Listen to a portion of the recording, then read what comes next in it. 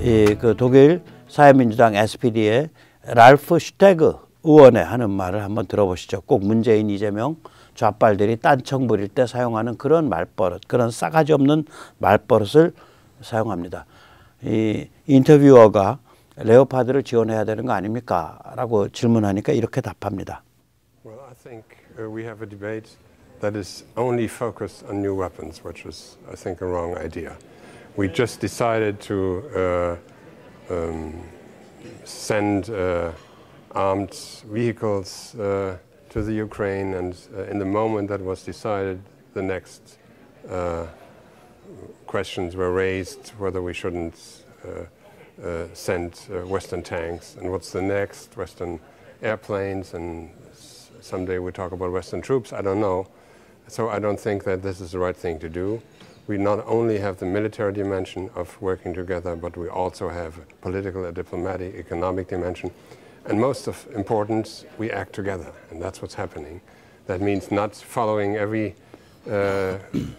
idea that is raised in the public, but rather being reasonable, think about things, talk about things, and agree what we do with our alliance. 네. 그 다음에 이제 이 인터뷰어가 이제 우크라이나가 지금까지는 소련제 탱크와 포탄을 사용해 왔는데 이제 그 탱크를 위한 부품, 예비 부품도 고갈됐고 또 탱크에서 사용되는 포탄도 고갈됐다. 서방제 탱크가 지원이 안 되면 우크라이나는 지금 돌려야 될 탱크가 없게 되는, 돌릴 수 있는 탱크가 없게 되는 그런 상황에 빠지게 된다. 이 점에 대해서는 어떻게 생각하냐라고 물으니까 이렇게 말합니다. Well, I don't know. We have sent other weapons to the Ukraine that have proven to be very effective. And besides, I'm not sure that everybody who takes part in the debate about military things is a military expert. I'm not.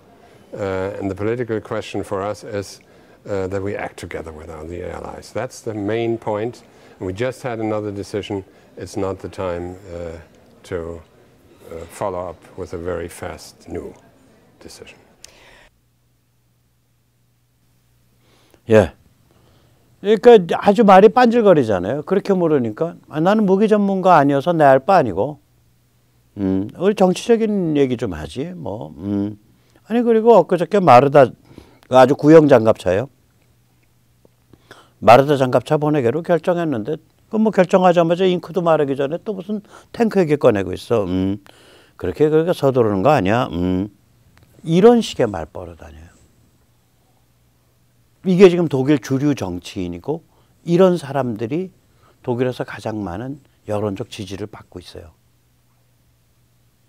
제가 번역을 안 했지만 이 흉악한 슈테그너 그 의원님께서 그 인터뷰하실 때 우리가 이런 스탠스를 취하니까 우리 요새 사회민주당 여론 지지율 많이 나오지 않냐 이런 말도 해요. 뻔뻔하게. 그러니까 이게 맞물린 골이라고요.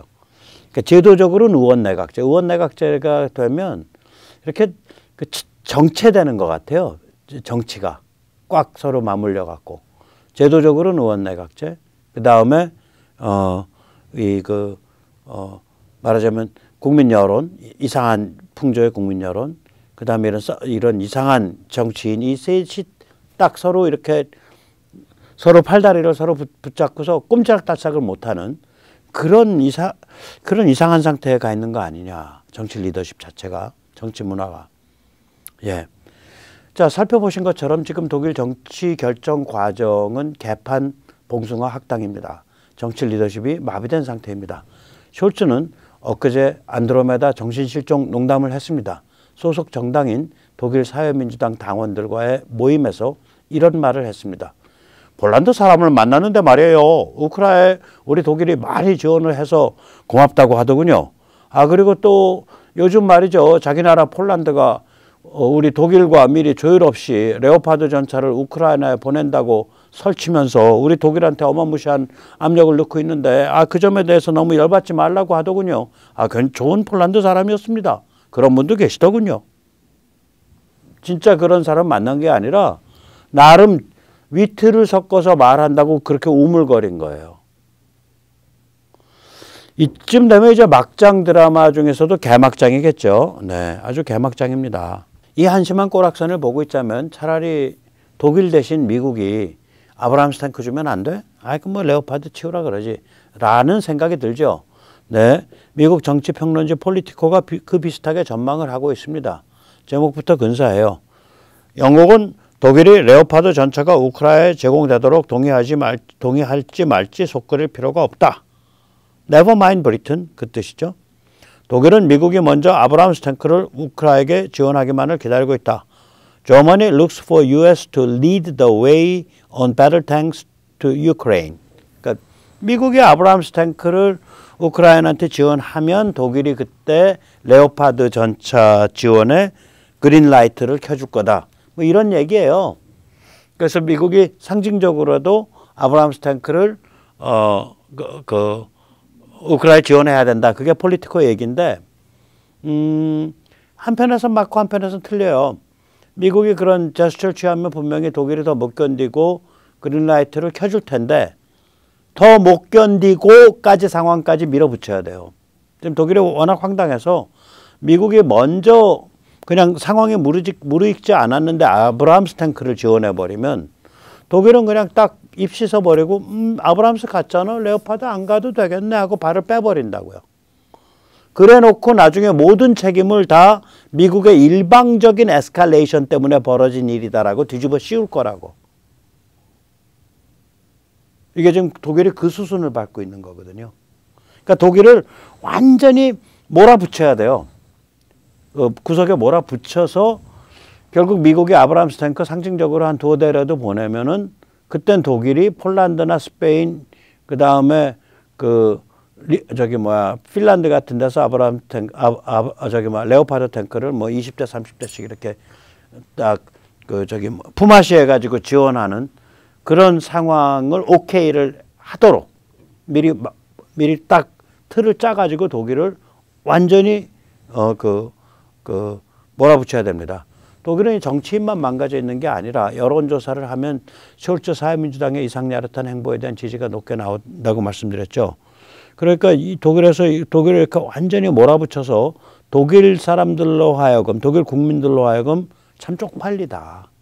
우리가 독일이 어떻게 이렇게 됐냐라는 생각이 들도록 완전히 몰아붙이지 않으면은 황당한 일이 벌어집니다. 아까도 말씀드렸듯이 미국이 지원했는데 독일은 지원했으니까 됐잖아. 내가 왜 또 지원해? 우리는 안 가도 돼. 그리고 내가 지원을 안 하는 김에 우리 레오파드가 왜 거기를 왜 들어가? 딴 나라 가서 갖고 있는 레오파드도 들어가면 안 되지. 이럴 수 있어요, 독일이. 그래서 많이 몰아붙여야 됩니다. 독일이 그러니까 이런 식으로까지 궁지에 몰아붙여야 될 대상으로 전락해버린 거예요. 자, 그래서 이제 미국이 왜 이렇게 아브라함스 탱크를 지원을 안 하고 버티고 있는 까닭이 이제 짐작이 가는 거죠. 이게 근본적으로 지금 보시는 게 이제 미국 아브라함스 탱크죠. 근본적으로 이게 유럽에서 벌어진 전쟁이거든요. 그리고 독일이 유럽의 주요 국가이며 EU를 이끄는 나라죠. 그러니 가능하면 독일에게 마음을 정할 시간을 주는 게 맞지요. 그래서 독일이 결국 몰려서 폴란드, 핀란드, 스페인 같은 나라들이 레오파드 전차를 우크라이나에게 지원하는 것에 동의하도록 만드는 게 맞는 거예요. 뭐 혹시 모르죠. 뭐 자기가 운영 중인 전차에서 몇 대 빼내서 줄지도. 아무튼 이제 미국은 그런 관점에서 독일을 몰아붙이고 있는 거예요, 지금 상황이. 그런데 미국이 또 아브라함스 탱크를 지금 지원을 꺼리는 이유 중에 하나는 이게 운영하기가 좀 어렵대요. 일단 그러니까 굉장히 복잡해서 시스템이 내부가 그것도 쉽지가 않고, 그 다음에 아시다시피 아브라함스 탱크는 저게 일반 피스톤 엔진이 아니라 가스터빈 엔진입니다.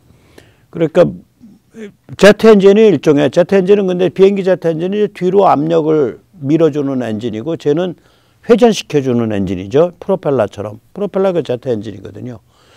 이러니까 당연히 피스톤 대비해서 연비가 좀 극악하죠. 그러니까 동일한 양의 연료를 넣을 때 아마 주행거리가 K2의 절반쯤 나온다고 뭐 그런 얘기가 있어요. 이게 이제 서로 그 주행거리를 따지는 방식이 좀 달라서 이게 뭐 포장도냐, 뭐 노지냐, 뭐 경사냐, 뭐냐에 따라서 달라서 이게 좀 왔다 갔다 합니다. 그래서 미국에서 나오는 얘기 중에 하나는 아브람스 탱크가 지금 우크라 같이 전체적인 상황이 열악하고 그 보급이 열악한 상황에서는 쓰기가 참 저게 골아픈 탱크다라는 이야기를 미국의 전문가들이 합니다. 그런 면도 있다는 걸 좀 아실 필요가 있을 것 같아요. 자, 독일이 이렇게 망가져 있으니까 이제 전 세계적으로 독일을 완전히 이상한 나라로 취급을 합니다. 예를 들어서 제가 이제 폴 마사로라는 사람의 트윗을 한번 소개하겠는데요. 이 사람 듣보잡 아닙니다. 미국 헬싱키 위원회, 다른 명칭으로 유럽 안보협력위원회라는 미 정부 기관의 선임 자문위원입니다. 이 사람은 이렇게 썼습니다. 독일 군수업체에 의존했다가 무슨 꼴을 당하게 되는지 이제 확실히 알게 됐다. 미국 무기, 한국 무기, 영국 무기, 프랑스 무기를 사야 된다. 그중 어느 것이든 마음에 드는 것을 사면 된다. 독일제만 아니면 된다. 독일제만 아니면 된다. 지금 전쟁이 붙어 있고 안보가 왔다 갔다 하는데 무기 공급 조건상에 달려있는 제3자 양도 금지라는 양도 제한이라는 그 조항을 들어서 오케이를 안 하고 오기를 부리고 지금 어깃장을 놓고 있는 거거든요. 무기 공급한 그 국가가. 이거 무슨 얘기예요? 장사 끝났다는 소리죠. 장사 끝났다는 소리예요. 예, 독일은 세계 무기 시장에서 퇴출됩니다. 그 자리를 특히 탱크와 장갑차, 기관 무기를 한국이 먹고 들어갑니다. 저는 그래서 노르웨이 지금 한국 K2 전차 지금 그거 된다 얘기 많이 돌고 있는데 될 거라고 보고 있어요. 이 꼴 보고서 노르웨이가 독일제 탱크 사겠어요? 테스트 결과도 K2 전차가 좋았는데 특히 호주, 한국 레드백이 먹을 겁니다. 이 꼴 보고 독일 기관 무기 사겠어요? 그 다음에 아마 미국의 초거대 장갑차 도입 사업 있죠. 그거 우리는 이제 오시코시, 한화는 오시코시라는 데랑 손잡고 있고 그 경쟁 상대는 독일의 라인메탈이 미국의 레이시온이랑 손잡고 경쟁을 하고 있는데 이 라인메탈과 레이시온 이 콤비가 제안하고 있는 게 독일 푸마 장갑차 변형인 KF51인가가 경쟁 40일인가 뭐 50일, 40일인가 예, KF41이 경쟁 상대인데 푸마가 고장이 잦아서 전부 운행 정지된 상태일 뿐만이 아니라 이게 독일 아닙니까? 독일. 신용부도난 독일. 그래서 저는 야 이렇게 가면 진짜로 그 꿈 같은 얘기 미국의 장갑차 사업도 한화가 오시코시랑 손잡고 먹는 거 아니야? 이런 생각도 드는 거예요. 예, 이제 마지막 좀 정리해 드리겠습니다. 거듭 말씀드리겠지만 지금 세계 시스템 글로벌 군사 지정학 질서가 완전히 바뀌고 있죠.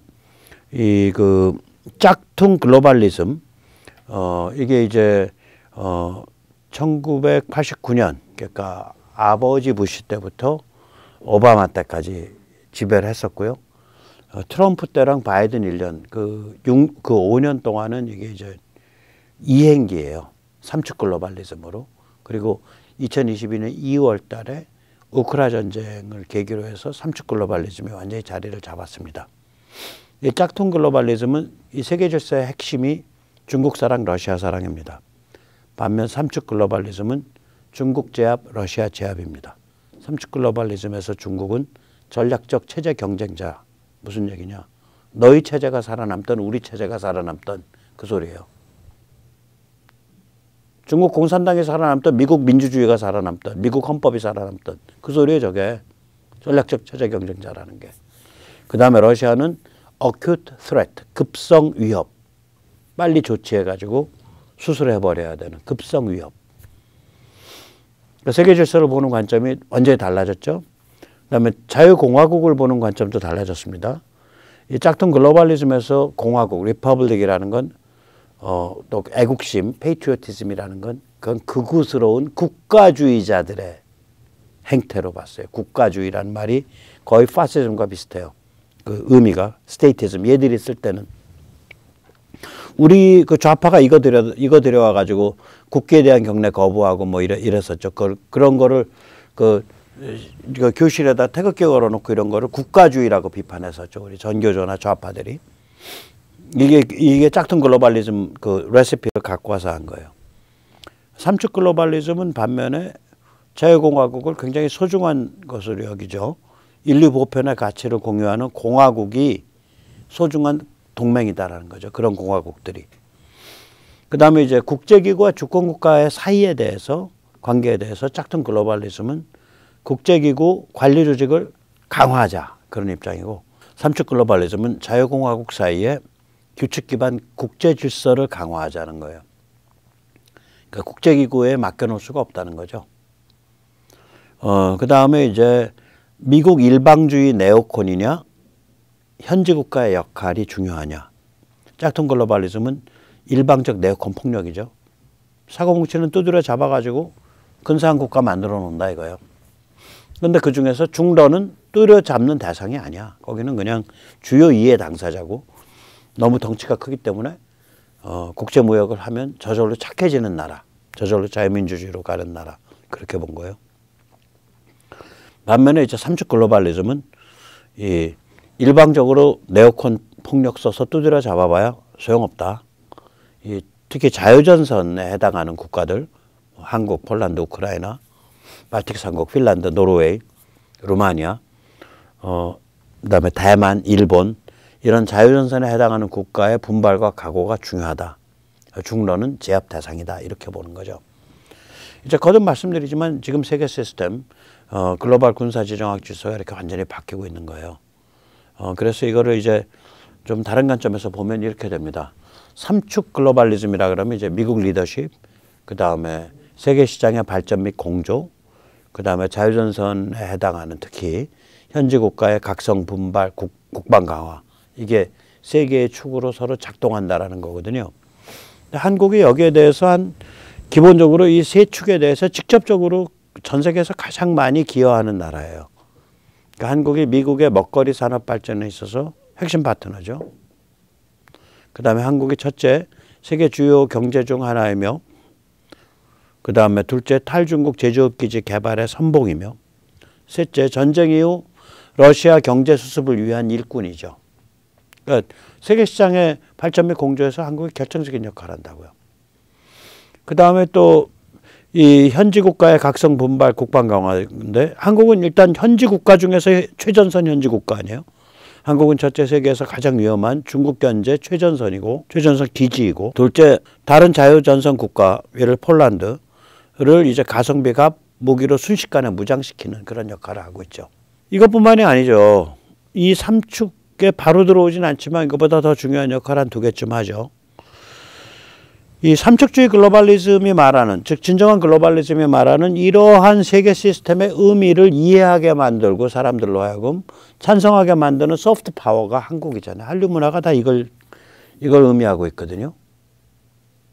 그 다음에 두 번째로 미국 영향권 편입을 꺼려하는 국가들을 위한 무기 징검다리죠. 분명히 미국 나토 표준 무기인데 미국으로부터 직접 사면은 국내에서 저 친미주의자, 저 미국의 개 이렇게 공격을 당하죠. 국내 정치판에서.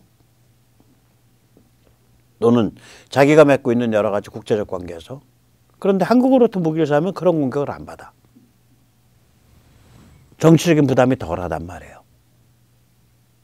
근데 실제로는 향후 미국의 동맹이 되겠다고 예약한 거나 다름없어요. 한국 무기를 산다는 건. 다 알지. 미국에 요청이 있으면 한국은 더 이상 무기 공급 안 하잖아요. 미국이랑 우리는 같이 가는데.